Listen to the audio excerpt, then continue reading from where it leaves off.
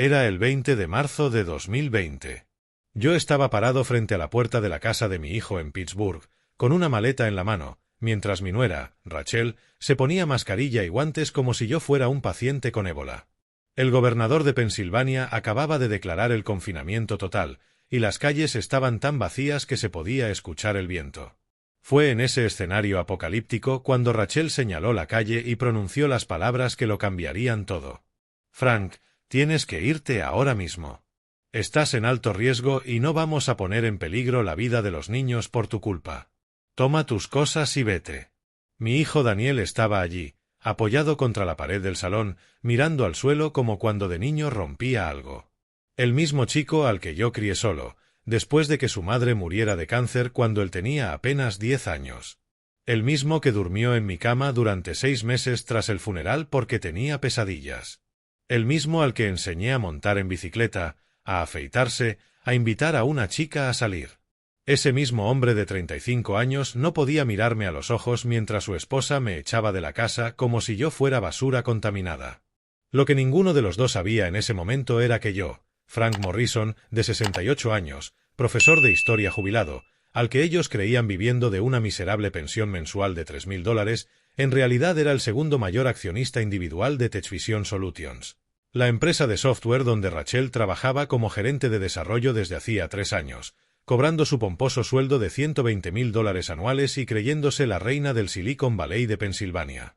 El 40% de las acciones las había ido adquiriendo en silencio durante 15 años, con ahorros, inversiones y, sobre todo, con la venta de patentes de software educativo que desarrollé en los años 90, cuando todos pensaban que los maestros no entendían de ordenadores. Pero me estoy adelantando. Déjame volver al inicio, para que entiendas cómo un profesor de historia de una escuela pública se convirtió en socio silencioso de una compañía tecnológica valorada en $50 millones. Y, más importante aún, cómo utilicé ese poder para darle a Rachel Morrison la lección más amarga y humillante de su arrogante vida. Todo comenzó en 1992. Yo tenía 40 años y daba clases de historia en el Instituto Lincoln de Pittsburgh.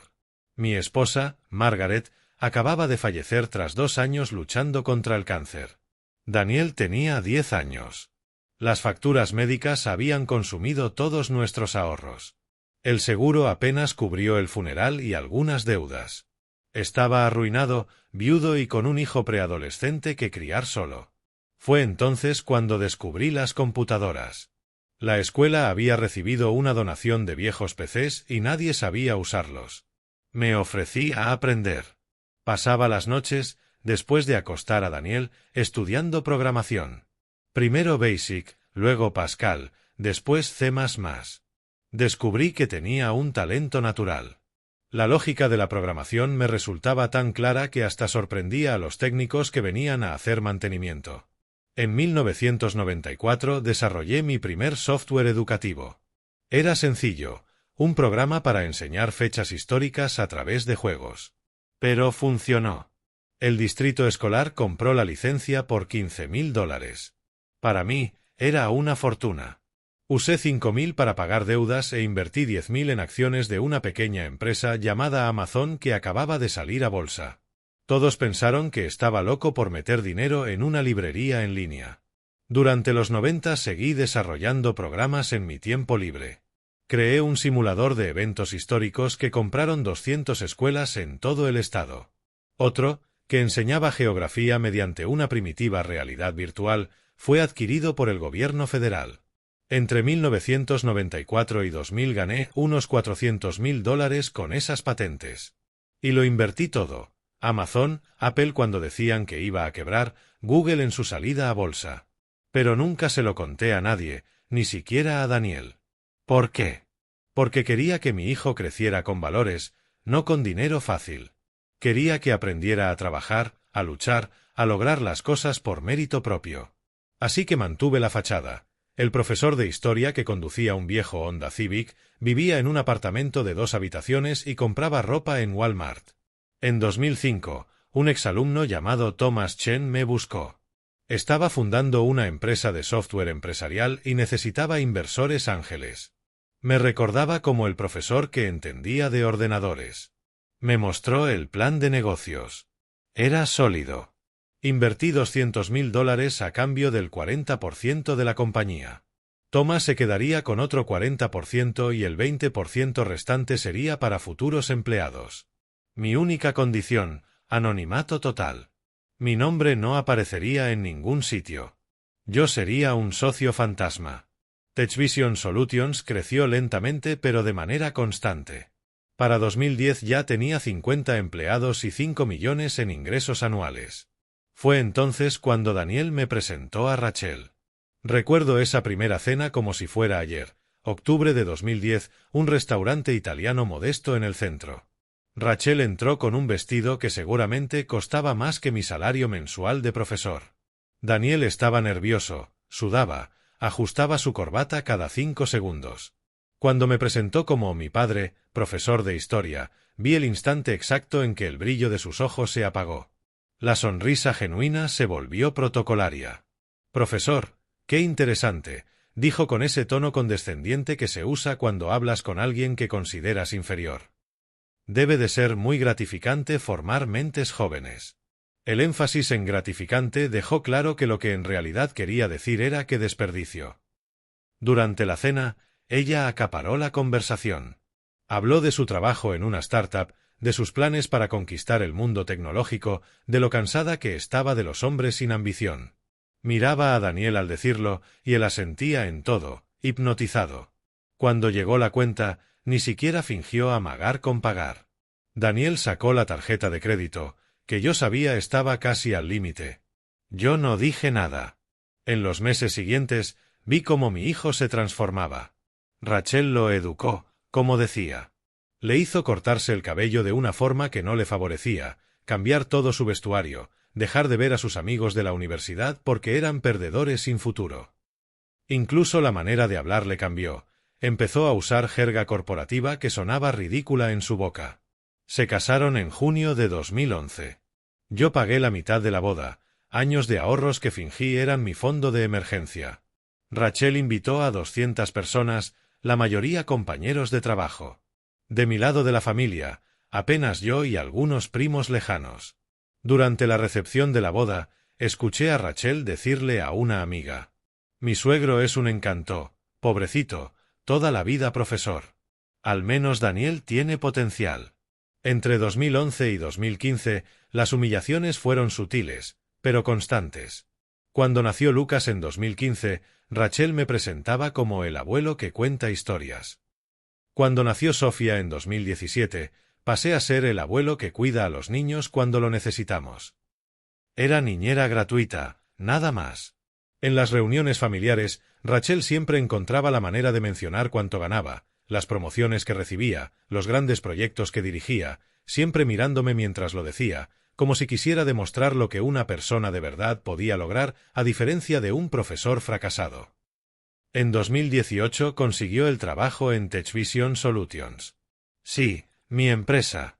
Thomas Chen me llamó para decirme que tenían una candidata excepcional para gerente de desarrollo, Rachel Morrison. El apellido no le pareció coincidencia suficiente como para hacer la conexión. Pude haberla vetado, pero decidí que sería más interesante observar. Rachel empezó ganando $90.000 al año. En menos de un año ya eran 120.000.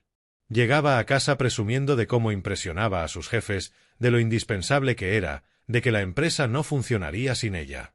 Lo que no sabía era que ese misterioso socio del que todos hablaban, pero que nadie conocía, era justamente el suegro al que trataba como a un sirviente doméstico. 2019 fue el año en que las cosas empeoraron notablemente. Rachel impuso una regla: solo podía visitar a mis nietos con cita previa. Es para organizar la rutina de los niños, decía. Pero yo sabía la verdad, era para controlarme, limitarme, mantenerme en mi lugar. Un domingo de julio llegué 10 minutos antes de la hora acordada para el almuerzo. Rachel me hizo esperar en el jardín. La casa no está lista para recibir visitas, me dijo, dejándome bajo un sol abrasador de 35 grados durante 20 minutos. Cuando por fin me dejó entrar, todo estaba exactamente igual. El mensaje era claro, ella mandaba. En Navidad de 2019, su regalo fue un marco digital. Así puedes ver fotos de los nietos cuando no puedas visitarlos, explicó con una sonrisa venenosa. El mensaje también era claro: verías a tus nietos cuando yo lo decida, y cada vez menos. Daniel lo veía todo y no hacía nada. Cuando intentaba hablar con él a solas, Rachel aparecía de repente. ¿De qué susurran tanto?, preguntaba con tono de broma, que no era broma. Y mi hijo cambiaba de tema de inmediato.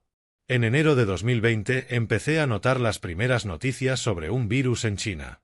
Mi instinto de historiador me decía que algo grande se avecinaba.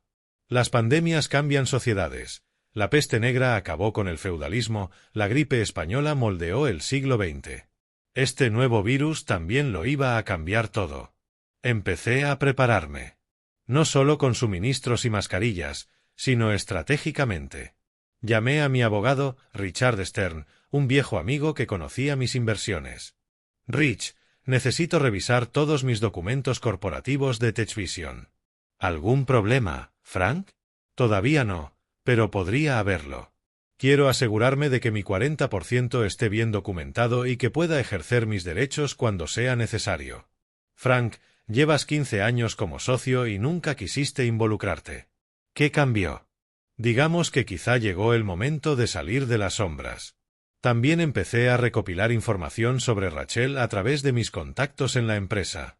Descubrí cosas interesantes. Inflaba las cifras de productividad de su equipo, reportaba proyectos como terminados cuando aún estaban en desarrollo, obligaba a los empleados a hacer horas extras no pagadas a cambio de visibilidad. Más grave todavía, usaba recursos de la empresa para proyectos personales. Un programador de su equipo le desarrollaba una aplicación durante su horario laboral, un proyecto paralelo que planeaba lanzar como su propia startup. Eso era apropiación indebida de recursos corporativos. Guardé todas las pruebas. En febrero de 2020, Rachel organizó una fiesta para celebrar una promoción. No me invitó. Daniel me llamó al día siguiente, incómodo, diciendo que Rachel se había olvidado. Mentira. Vi las fotos en Facebook, la casa decorada, 50 invitados, todos de su trabajo. El pie de foto era lapidario, celebrando con los que importan. Marzo llegó como un tsunami. El viernes 13, el presidente declaró la emergencia nacional. El 15, el gobernador de Pensilvania anunció que el confinamiento comenzaría en 48 horas. El 17 cerraron las escuelas. El 19 fui al supermercado y aquello era el caos. Estanterías vacías, gente peleándose por papel higiénico, pánico generalizado. Gasté $2.000 en provisiones, no solo para mí, también para la familia. Llené el coche de latas, productos de limpieza, gel desinfectante, cuando todavía se podía conseguir, y mascarillas que había comprado en enero, cuando nadie pensaba que serían necesarias. Conduje hasta su casa con el maletero lleno, convencido de que me recibirían como a un héroe. ¡Qué equivocado estaba! Llegué a las 6 de la tarde, el 20 de marzo. Rachel me esperaba en la puerta, no para recibirme, sino para bloquearme. Llevaba mascarilla, guantes y mantenía 2 metros de distancia. Frank, qué sorpresa, dijo con voz apagada por la mascarilla. ¿No deberías estar en casa protegiéndote? Vine a traerles provisiones. El confinamiento empieza el lunes. Frank me interrumpió. Tenemos que hablar. Daniel apareció detrás de ella, también con mascarilla, con la misma expresión de niño llamado al despacho del director. Papá, ¿qué haces aquí? Te traje víveres, hijo. Allá afuera es un caos. Frank, intervino Rachel otra vez, agradecemos la intención, pero tenemos que ser prácticos. Me recordó que yo tenía 68 años, era de alto riesgo, diabético, con hipertensión. Si te contagias, no sería suficiente con tus precauciones. Me cortó. Estoy tomando todas las medidas. No basta. Tenemos que proteger a los niños. Lucas tiene asma leve. No podemos arriesgarnos. Pero Rachel, estamos hablando de un aislamiento que podría durar meses. Precisamente. Por eso es mejor que estés en tu casa, con tus cosas.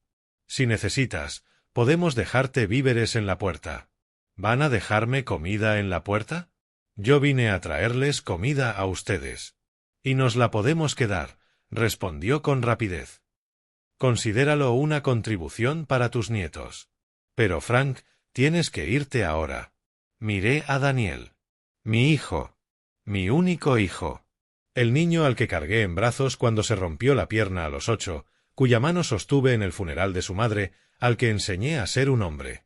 Él apartó la mirada. Papá, Rachel tiene razón.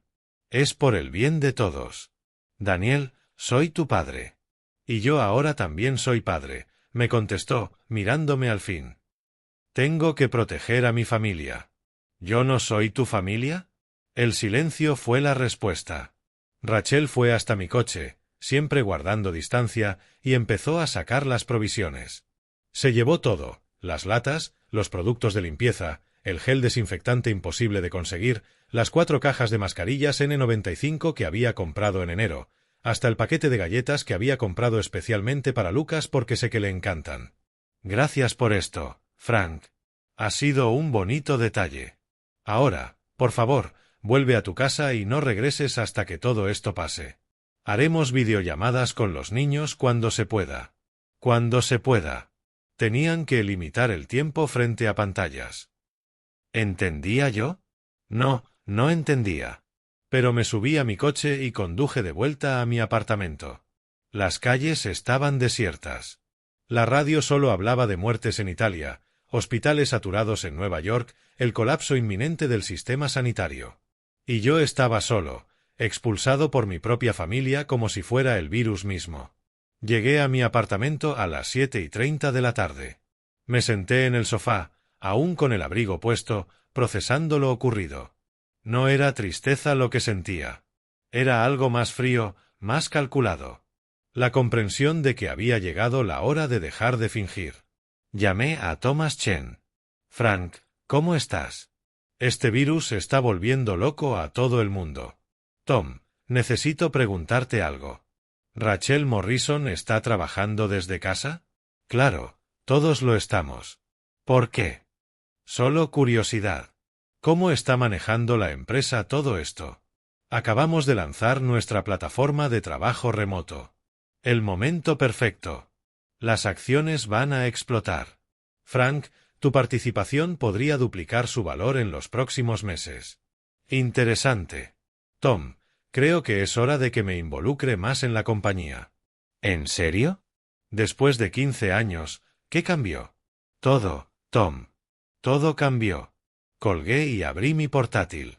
Primero revisé mi portafolio de inversiones. Entre acciones de Amazon, Apple, Google, Tesla y otras, más mi participación en TechVision, mi patrimonio neto total ascendía a $8,7 millones. Rachel pensaba que vivía de una pensión de $3,000 al mes. Después empecé a armar un dossier. Reuní todos los correos que empleados de TechVision me habían reenviado informalmente sobre las irregularidades de Rachel, las hojas de cálculo infladas, los proyectos desviados, el uso de recursos corporativos para fines personales. En 2 horas ya tenía 47 páginas de pruebas. Pero no era suficiente. Quería más. Quería saber exactamente quién era Rachel Morrison cuando creía que nadie la observaba. Llamé a Marcus Webb, un investigador privado que había contratado años atrás en un caso de herencia familiar. Marcus, necesito un favor. Totalmente legal, pero detallado. ¿Sobre quién? Rachel Morrison, gerente en TechVision Solutions. ¿Y qué quieres saber exactamente? Todo. Historial financiero, redes sociales, conexiones profesionales, todo. Esto le costaría a Marcus. El dinero no era problema. Una semana después recibí el informe, 73 páginas. Rachel tenía $45,000 en deudas de tarjetas.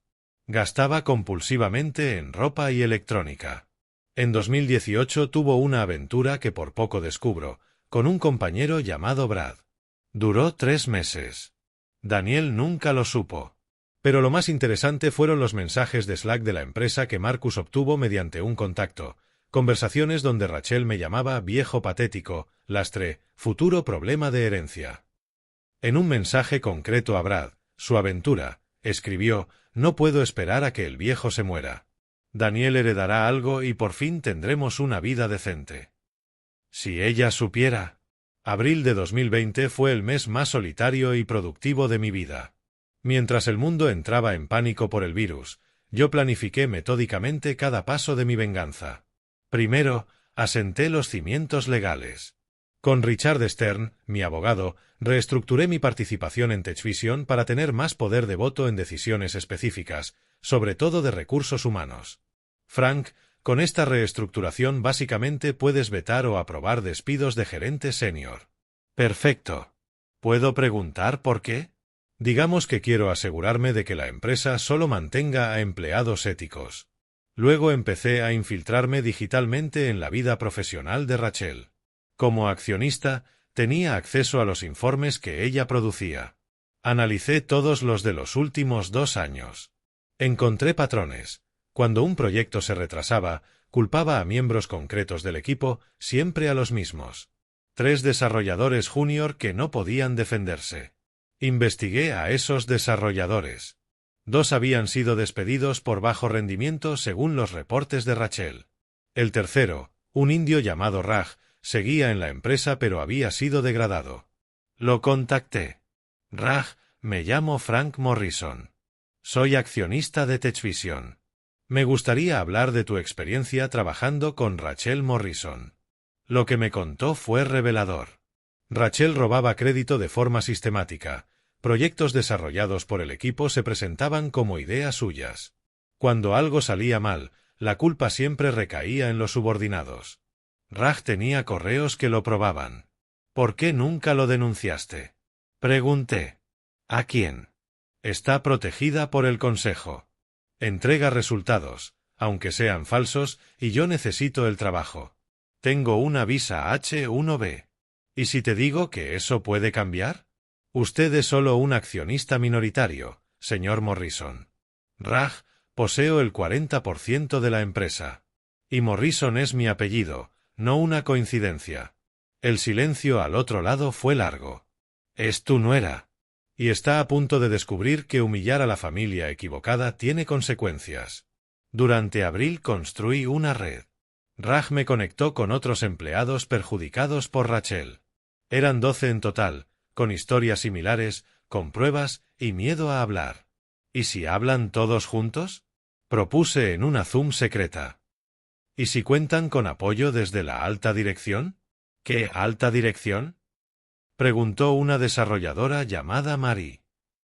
El CEO apenas sabe que existimos. Thomas Chen lo sabrá. Se lo garantizo. Mayo trajo movimientos interesantes. Daniel por fin me llamó después de casi 2 meses de silencio. Papá, ¿cómo estás? Vivo, hijo. Solo, pero vivo. Mira, papá, sobre aquel día. No hace falta que expliques nada, Daniel. Rachel dejó muy claro que soy un riesgo biológico. No lo dijo así. Daniel, lo dijo literalmente así. Los niños te extrañan y yo también. Pero Rachel dice que las videollamadas interfieren con su tiempo de pantalla. Debe de estar estresada. Trabajar desde casa con 2 niños no es fácil.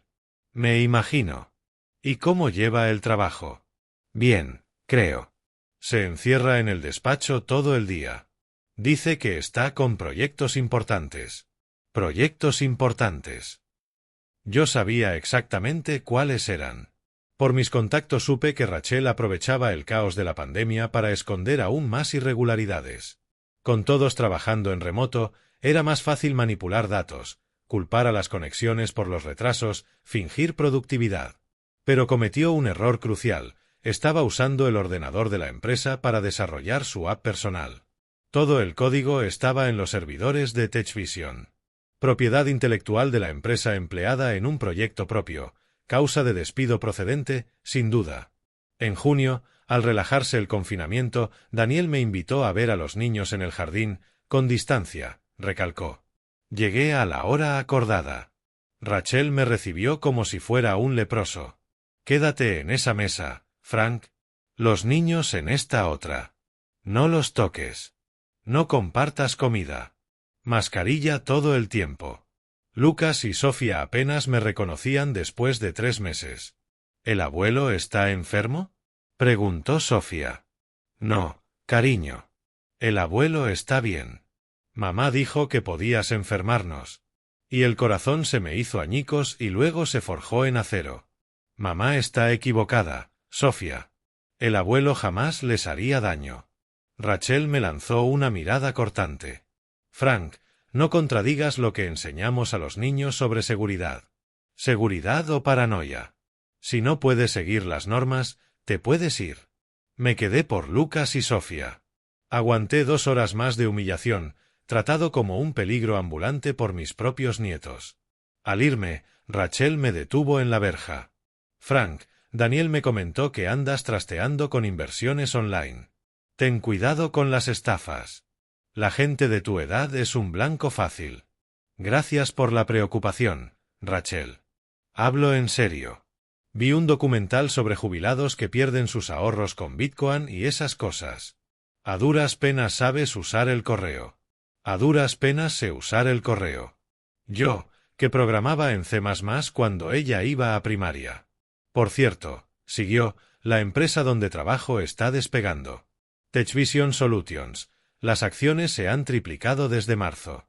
Lástima que no sea el tipo de inversión para jubilados. ¿Por qué no? Demasiado volátil, demasiado complejo. Hay que entender tecnología, mercados, tendencias. No es para aficionados. Ya veo. ¿Y tú entiendes todo eso? Por supuesto. Por eso soy gerente senior. Por eso gano lo que gano. Por eso puedo darle a tu familia la vida que tiene. ¿Tu familia? Como si me hubiera adoptado por caridad. Rachel, ¿y si te dijera que tengo inversiones en tecnología? Se rió. Una risa genuina de desprecio. Frank, con todo respeto, eres profesor de historia. ¿Qué sabes de tecnología aparte de usar Facebook? Te sorprenderías. Lo dudo. Pero si quieres perder tu jubilación, adelante. Solo no vengas llorando a Daniel luego. Esa noche tomé la decisión final. Rachel había cruzado todas las líneas. Era hora de revelar quién era en realidad. Julio empezó con una llamada a Thomas Chen. Tom, necesito programar una reunión en persona. Frank, estamos en pandemia. Es urgente. Sobre irregularidades graves en la empresa. ¿Qué tipo de irregularidades? Del tipo que puede destruir nuestra reputación y causarnos demandas millonarias. Dios, ¿cuándo puedes venir? Mañana. Al día siguiente entré en el edificio casi vacío de TechVision con mascarilla y 3 cajas de documentos. Thomas me recibió en la sala principal. Frank, ¿qué es todo esto? Pruebas de que tenemos a una empleada usando recursos de la empresa para beneficio personal, falseando informes y creando un entorno tóxico que ya nos costó talento valioso. ¿Quién? Rachel Morrison. Thomas se puso pálido. ¿Rachel? ¿Pero si es de las mejores? Es una farsante, Tom, y puedo probarlo. Pasé 3 horas mostrando evidencias, correos, informes falsos, testimonios de empleados, pruebas del uso de recursos corporativos en proyectos personales. Thomas se sorprendía más con cada página. Frank, esto es extremadamente serio. ¿Pero por qué te involucraste tanto? Nunca quisiste saber de la operativa. Tom, tengo que decirte algo, Rachel Morrison es mi nuera. El silencio fue ensordecedor. Tu nuera. Frank, ¿y no es un conflicto de interés? Lo sería si la estuviera protegiendo. Estoy haciendo lo contrario. Ella no sabe que soy accionista. Nunca lo supo. Y me ha tratado como basura durante 10 años, creyendo que soy un pobre profesor jubilado. Dios mío. Hay más. Me echó de la casa de mi hijo durante la pandemia, dijo que yo era un peligro biológico, me prohibió ver a mis nietos, me humilla constantemente, y todo mientras roba a la empresa de la que soy copropietario. Thomas se recostó en la silla, procesándolo. ¿Qué quieres hacer, Frank? Quiero justicia, y quiero hacerlo bien, legalmente, de forma pública. Quiero que sea una lección. ¿Quieres destruirla? Quiero que enfrente las consecuencias de sus actos. Esto puede afectar a tu familia. Mi familia ya está afectada. Ahora toca arreglarlo. Thomas aceptó abrir una investigación formal pero confidencial. Durante agosto, el equipo de cumplimiento revisó con lupa cada acción de Rachel en los últimos 3 años. Lo que encontraron era peor de lo que imaginaba. Además de todo lo que ya sabía, descubrieron que había manipulado evaluaciones de desempeño de colegas para salir mejor parada, instalado un keylogger en el ordenador de un subordinado para robar ideas y falsificado la firma de Thomas en aprobaciones de presupuesto. Frank, me llamó Thomas a finales de agosto. Esto no es solo despido. Esto es un asunto para la policía. Lo sé. ¿Seguro que quieres seguir adelante? Absolutamente. Septiembre trajo la preparación para el gran final. Puse fecha, 2 de noviembre de 2020, la reunión trimestral de la compañía, que sería online por la pandemia. Los 312 empleados estarían presentes por Zoom. Tom, quiero 30 minutos al inicio de la reunión. ¿Para qué? Para presentarme oficialmente como accionista y hablar de ética corporativa. Frank, ¿vas a exponerla delante de todos? Ella me expuso delante de mi familia. Es justo. Octubre fue el mes de la preparación final. Armé una presentación de PowerPoint con 47 diapositivas. Cada diapositiva, una prueba. Cada prueba, evidencia irrefutable. Una obra de arte de destrucción profesional. También preparé algo especial. A través de RAG obtuve el historial de mensajes de Rachel en Slack. Cada vez que me llamó viejo inútil, lastre, futuro problema. Cada vez que dijo que no podía esperar a que me muriera. Imprimí todo. El 30 de octubre, Daniel me llamó. Papá, Rachel está rara, nerviosa. Dice que el lunes tiene una reunión importante. Todas las empresas tienen reuniones importantes, hijo. Pero está distinta. Asustada. Será la presión del trabajo. Papá, tú no estarás haciendo nada, ¿verdad? ¿Qué podría hacer yo, Daniel? Solo soy un profesor jubilado, ¿recuerdas? El 1 de noviembre, la víspera de la reunión, no pude dormir. No por nervios, sino por expectación.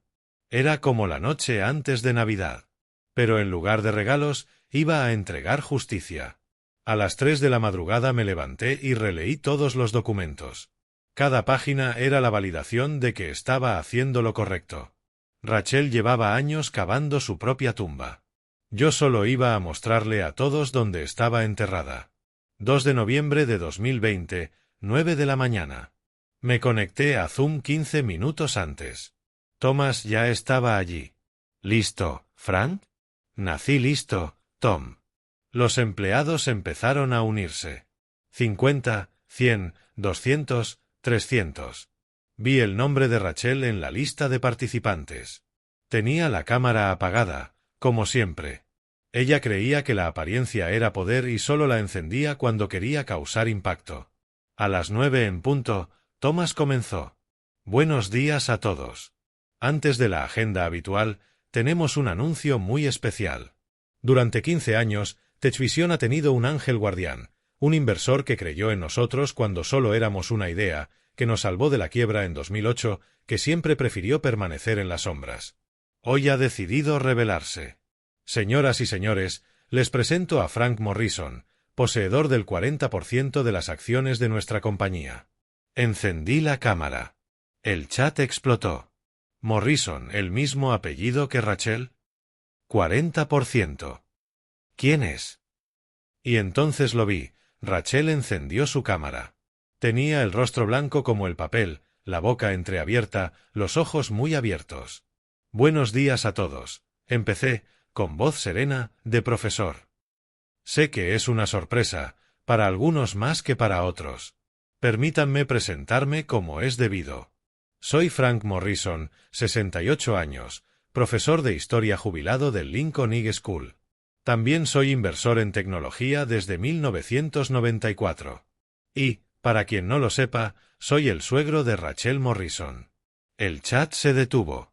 Silencio absoluto. 312 personas conteniendo la respiración. Hoy quiero hablar de ética, continué, de cómo tratamos a las personas, de la integridad y de lo que ocurre cuando creemos que nadie nos observa. Compartí pantalla. Primera diapositiva, una foto mía con Rachel y Daniel en su boda. Esta foto es de 2011, el día en que mi hijo se casó.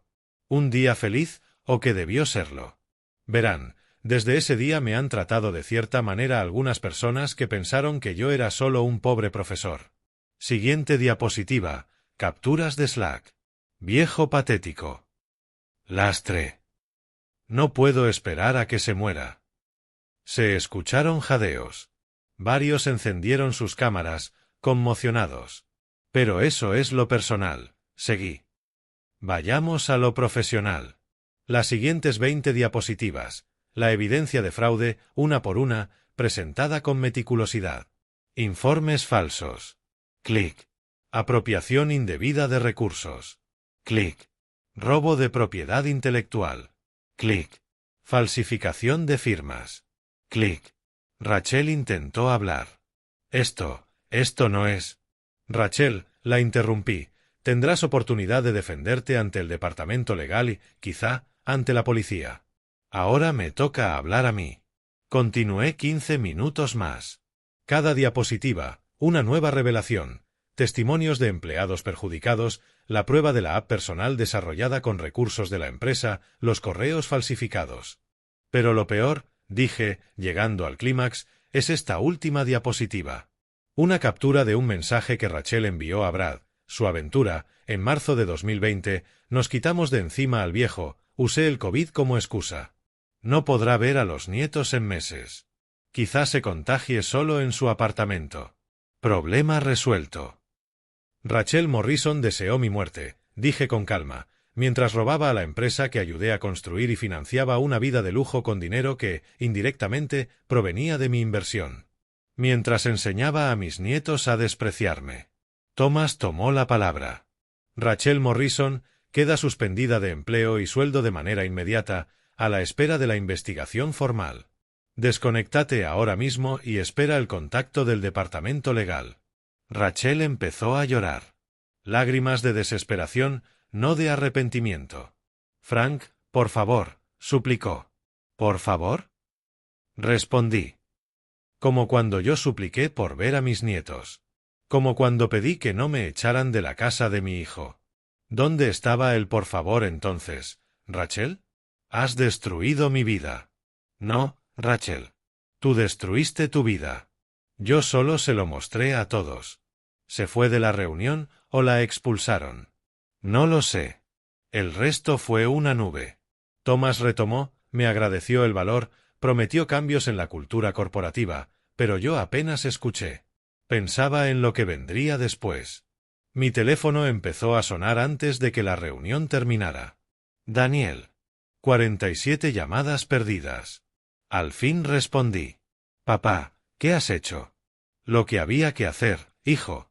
Rachel está en pánico. Dice que va a matarse. No lo hará, Daniel. Personas como Rachel se quieren demasiado a sí mismas para eso.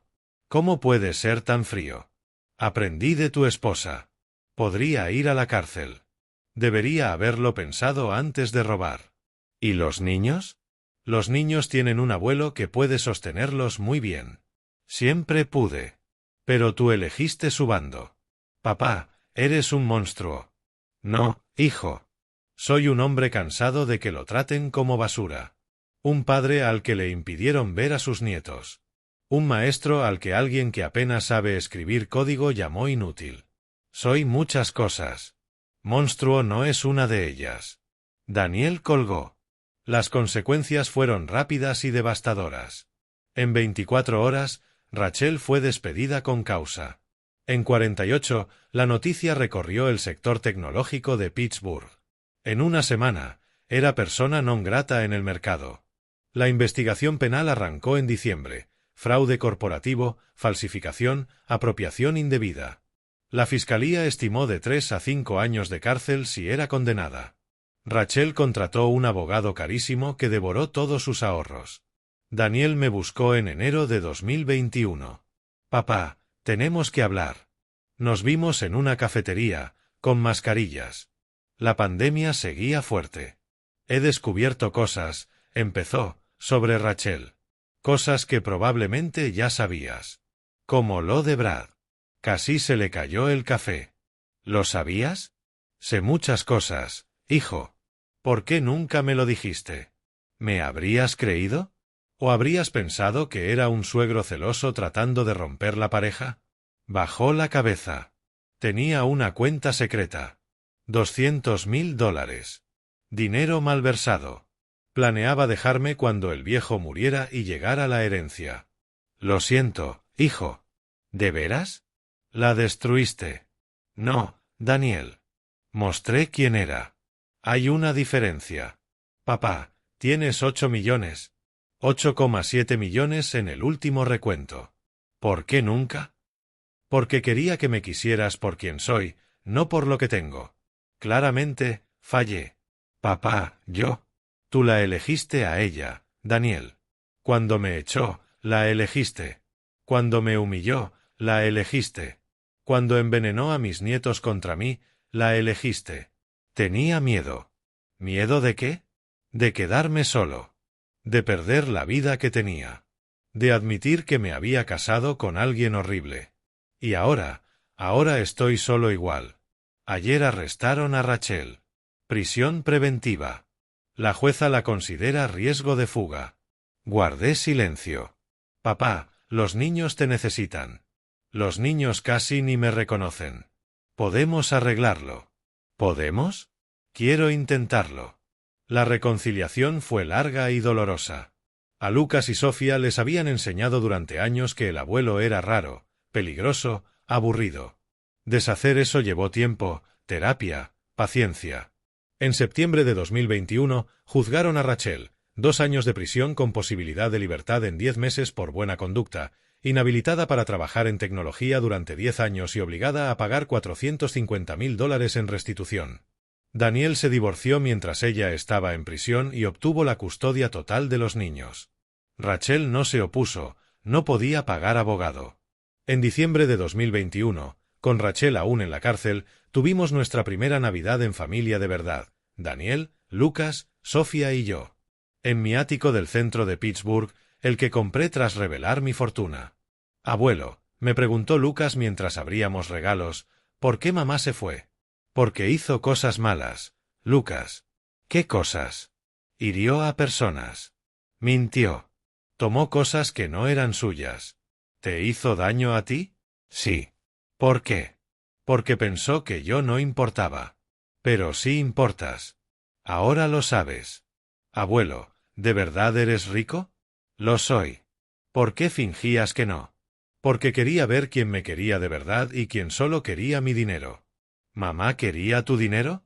Mamá no sabía de mi dinero, pero le gustaba el dinero, en general, más que las personas. Sofía, que entonces tenía 7 años, me abrazó. A mí me gustas, abuelo, con o sin dinero. Y yo te quiero a ti, cariño. Rachel salió de prisión en julio de 2022. Intentó contactarme. Me envió una carta. Frank, sé que no merezco tu perdón. Sé que destruí todo, pero necesito que sepas que la cárcel me cambió. Entendí lo que hice. No solo los delitos, sino cómo te traté. Tú fuiste el único que vio quién era realmente. Y en lugar de amarme a pesar de eso, como hizo Daniel, me expusiste. Y por doloroso que sea admitirlo, tenías razón. No te pido perdón ni compasión. Solo te pido que cuides de mis hijos. Se merecen algo mejor que la madre que tuvieron. Nunca respondí. Pero cuido de Lucas y Sofía como si fueran mis propios hijos, porque en cierto modo ahora lo son. Daniel trabaja conmigo hoy. Le enseño inversiones, negocios, a leer a la gente. Aprendió de la peor manera que las apariencias engañan, que el amor puede cegar. La familia verdadera es la que te respeta incluso cuando cree que no tienes nada que ofrecer. TechVision Solutions vale hoy $500 millones. Mi 40% me convirtió oficialmente en ultrarrico. Pero el dinero, al final, fue solo la herramienta. El verdadero premio fue el respeto. A veces, de noche, pienso en aquel 20 de marzo de 2020, me echaron de la casa como a un leproso. Rachel con sus guantes, su mascarilla, su desprecio. Daniel incapaz de defenderme. Los niños aprendiendo que el abuelo era peligroso. Fue el peor día de mi vida y el mejor, porque fue el día en que decidí dejar de fingir. Fue el día en que murió Frank Morrison, el profesor jubilado inofensivo, y nació Frank Morrison, el hombre que no acepta faltas de respeto de nadie. Hoy, con 73 años, Cuando entro en una sala, la gente se pone de pie. Cuando hablo, escuchan. Cuando aconsejo, me siguen. No porque sea rico, aunque ayude, sino porque saben que soy alguien al que no se puede subestimar. Rachel está en algún lugar de Ohio ahora, trabajando de cajera en un supermercado. Lo último que supe es que vive en una caravana, sola, sin contacto con los niños por decisión propia. Dice que le da demasiada vergüenza enfrentarlos. A veces me pregunto si fui demasiado lejos, si era necesario destruir su vida por completo. Pero entonces recuerdo cada humillación, cada desprecio, cada momento en que se me trató como menos que humano por alguien que, literalmente, vivía de mi dinero sin saberlo. No me arrepiento de nada. Lo haría todo otra vez, solo que antes. Para quienes escuchan esta historia, dejo algunas lecciones. Primero, nunca juzgues a alguien por su apariencia, su profesión o su aparente cuenta bancaria. El mendigo de la esquina puede ser un millonario excéntrico. El profesor jubilado puede ser tu futuro jefe. Segundo, trata a todos con respeto, especialmente a los mayores. No porque sean frágiles, sino porque han sobrevivido décadas que ni imaginas. Tienen conocimiento, experiencia y, a veces, un poder que ni sospechas. Tercero, en la era digital, todo lo que dices y haces queda registrado. Cada mensaje cruel, cada pequeño fraude, cada mentira. Y un día, alguien podría juntarlo todo y usarlo contra ti. Cuarto, familia es quien te respeta cuando cree que no tienes nada que ofrecer. La sangre no significa nada si viene con desprecio. Quinto, y más importante, hay momentos en la vida en que debes decidir. ¿Sigues fingiendo debilidad para mantener una paz falsa o muestras tu fuerza y exiges el respeto que mereces? Yo hice mi elección aquel 20 de marzo de 2020. Y, con todas sus consecuencias, fue la correcta. Me llamo Frank Morrison. Soy profesor de historia jubilado. Soy inversor billonario. Soy el padre de un hijo que aprendió demasiado tarde a valorarme. Soy el abuelo de 2 niños que ahora me adoran. Fui el esposo de una mujer maravillosa que murió demasiado pronto. Fui el suegro de una víbora que creyó que yo era inofensivo. Soy todo eso. Pero, sobre todo, soy un hombre que aprendió que el respeto no se pide, se toma. Y, cuando hace falta, se cobra con intereses compuestos por décadas de humillaciones. Si tienes padres mayores, abuelos, suegros, trátalos bien. No por lástima ni obligación, sino porque nunca sabes quiénes son en realidad. Puede que ese anciano callado en la esquina esté tomando nota mental de cada falta de respeto. Y un día, cuando menos lo esperes, quizá decida pasar la factura. Y créeme, cuando esa factura llega con intereses que no puedes pagar. Esta es mi historia. Cómo pasé de peligro biológico expulsado de una casa en plena pandemia al hombre que destruyó la vida de quien me humilló. Algunos dirán que fui cruel. Otros, que fui justo. Yo digo que fui necesario.